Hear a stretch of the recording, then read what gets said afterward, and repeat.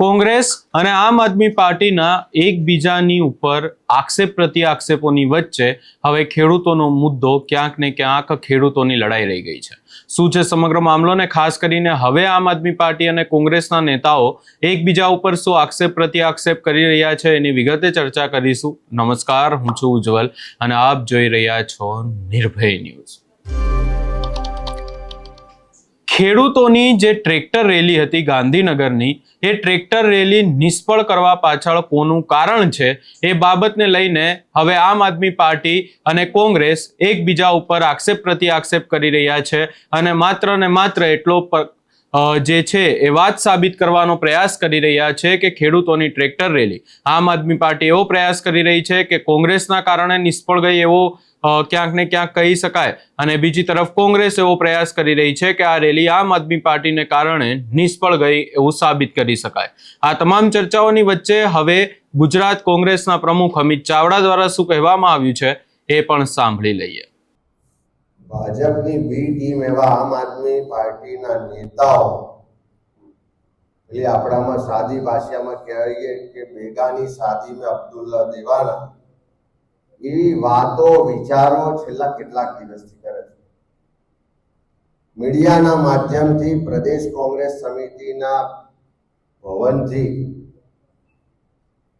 પ્રદેશ કોંગ્રેસ સમિતિના કિસાન સેલના ચેરમેન, અમારા જે કિસાન આગેવાનો છે પાલભાઈ આંબલિયાથી લઈને મહેશભાઈથી લઈને અમારા સેવાદળના રાષ્ટ્રીય અધ્યક્ષ લાલજીભાઈ ની ઉપસ્થિતિમાં આખા કાર્યક્રમની જાહેરાત કરવામાં આવી હતી. જ્યાં જ્યાં જબરજસ્તી ખેડૂતના ખેતરમાં બીજ ફૂલ નાખવામાં આવે છે, જ્યાં જ્યાં ખોટી જમીન માપણી થાય છે, જ્યાં જ્યાં ખાતર નથી મળતું, ડુપ્લિકેટ બિયારણના પ્રશ્નો આવે છે, ખેડૂતોના પ્રશ્નો આવે છે, આજે નહીં પહેલે દિવસથી કોંગ્રેસનો આગેવાન, કોંગ્રેસનો કાર્યકર અને કોંગ્રેસ પાર્ટી એના માટે લડી છે, એના માટે બોલી છે. વિધાનસભા હોય કે પાર્લામેન્ટ હોય, એના માટેના મુદ્દા ઉઠાવીને રજૂઆતો કરી છે. આ પ્રદેશ કોંગ્રેસ સમિતિના કિસાન સેલ અને અલગ અલગ ખેડૂત સંગઠનોની જે હિતરક્ષક સમિતિ હતી, એમણે સંયુક્ત રીતે 15મી જૂનનો કાર્યક્રમ આપ્યો, કિસાન અધિકાર ટ્રેક્ટર યાત્રા. આખા ગુજરાતમાંથી કોંગ્રેસના આગેવાનો, કાર્યકરો પણ એના સમર્થનમાં આવ્યા, આખા ગુજરાતમાંથી ખેડૂતો પણ આવ્યા.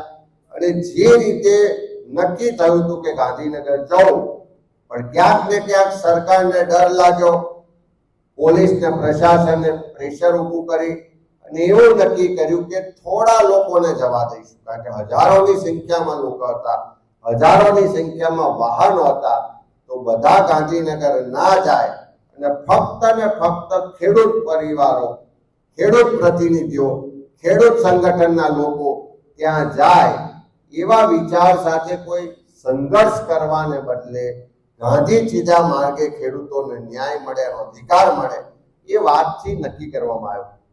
અને એ સંજોગોમાં કોઈ પણ જાતના આમંત્રણ વગર, કોઈ પણ જાતની એમની મહેનત વગર કોંગ્રેસ પાર્ટીના બેનર હેઠળના કાર્યક્રમમાં આમ આદમી પાર્ટીને ભાજપના કેટલાક નક્કી કરેલા લોકો, જેનો એજન્ડા જ હતો કે આ કાર્યક્રમ, આ યાત્રાને ડિસ્ટર્બ કરવાની, પોલીસની હાજરીમાં સવારથી જાણ કરવા છતાં ડિસ્ટર્બ કરવા માટે આમ આદમી પાર્ટી ને ભાજપના લોકો આવે છે. જાણી જોઈને ખેડૂતોને ગેરમાર્ગે દોરે છે કે આપણે ગાંધીનગર શું કામ નહીં જવું, ગાંધીનગર જવાનું જ હતું, નક્કી કરેલા લોકો જવાના હતા.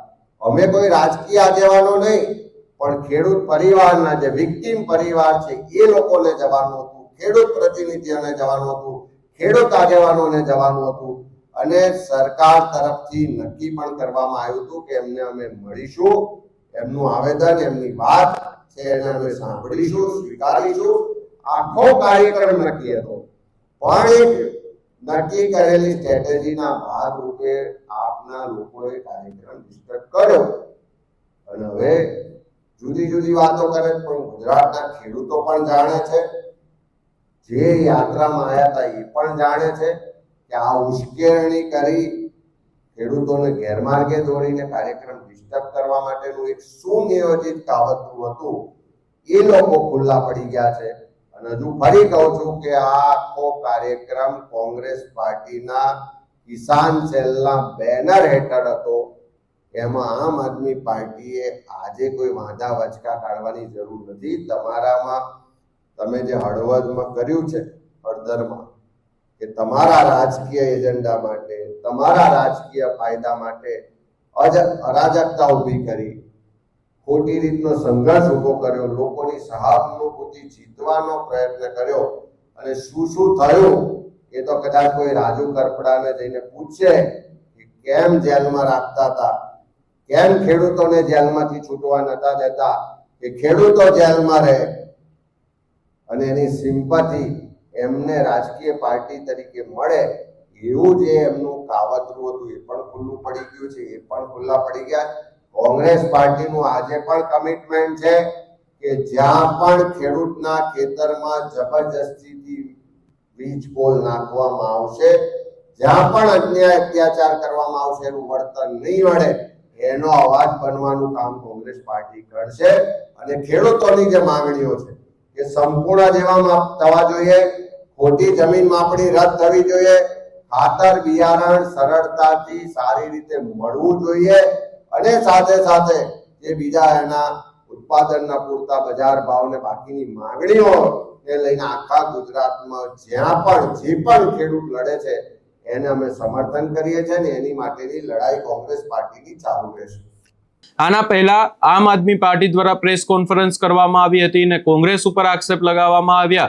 બીજી બાજુ હવે કોંગ્રેસ દ્વારા પ્રેસ કોન્ફરન્સ કરીને આમ આદમી પાર્ટી ઉપર આક્ષેપ લગાવવામાં આવી રહ્યા છે. પરંતુ આ તમામ ચર્ચાઓની વચ્ચે ખેડૂતોનું શું? ખેડૂતો હવે પોતાની લડાઈ જાતે લડી રહ્યા છે અને ઉપવાસ આંદોલન પર પણ બેઠા છે. આ સમગ્ર બાબતે તમારો શું અભિપ્રાય છે એ અમને કમેન્ટ કરી જરૂર જણાવશો, અને અમારી ચેનલ નિર્ભય ન્યૂઝને લાઇક, શેર, સબસ્ક્રાઇબ કરવાનું ભૂલશો નહીં.